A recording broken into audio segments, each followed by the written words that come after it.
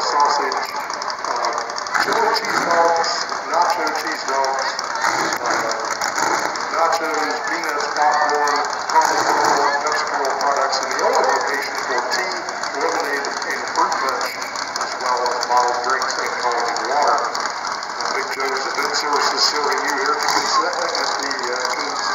serving you concessions here at Anderson Speedway since the beginning. Also, don't forget in turn number 2 and turn number 4 are beer gardens, and you can find ice cold Budweiser, Bud Light, Miller's Light, Coors Light, and Mike's Hard Lemonade in turn 2 and in turn 4, and always no beer allowed in the main grandstand along the home stretch. This is a dry area for those race fans who wish to stay away from alcoholic beverage.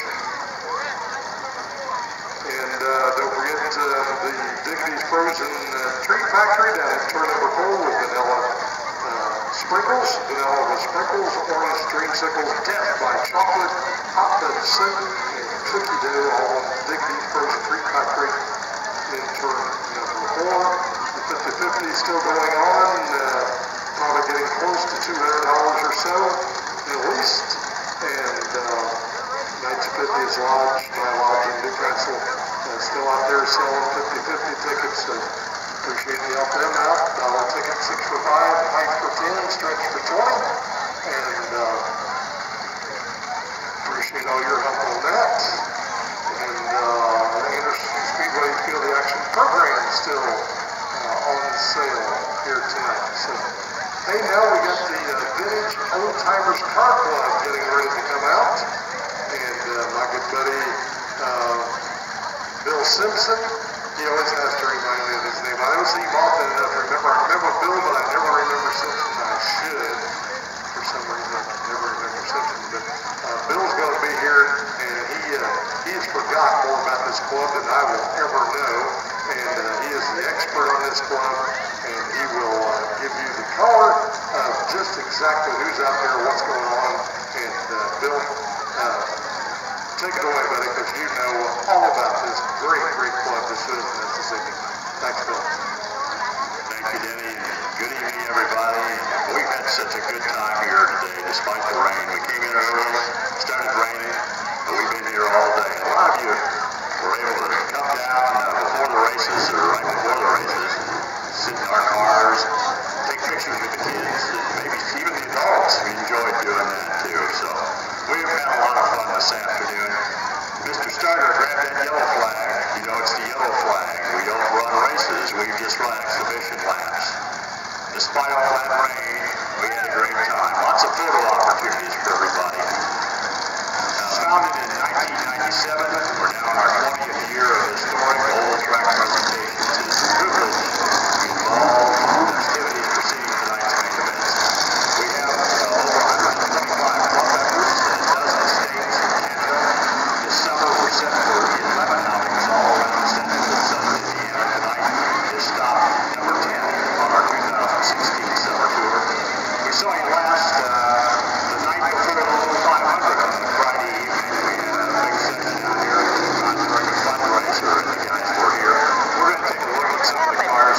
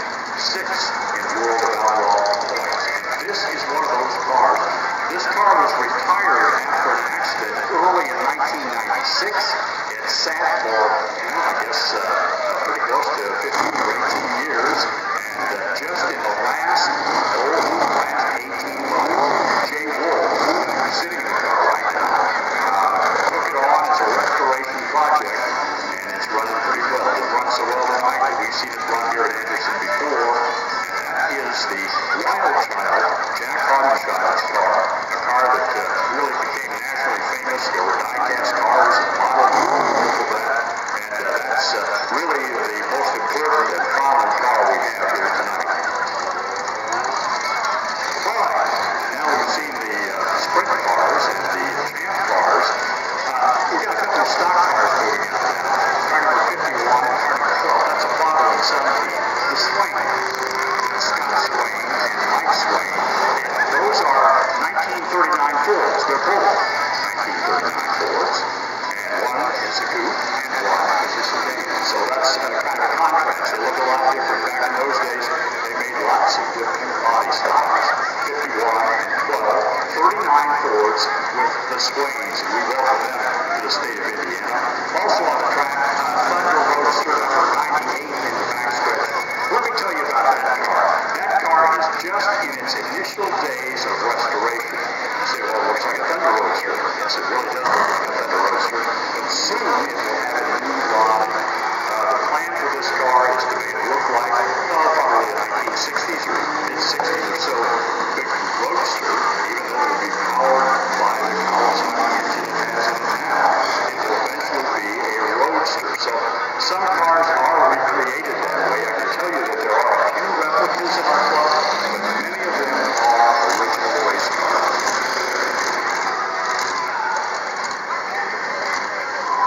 All of these cars are old, and the owners have in most cases spent thousands of dollars in bringing them to the condition you see them in now. There are just a few replicas. The majority are real race cars brought back to life as racing heirlooms. The true goal of what we do as the Midwest Old Timers Vintage Race Car Club is to keep American oval track racing history in front of the spectators. The sport is growing, evidenced by some keynote events around the country.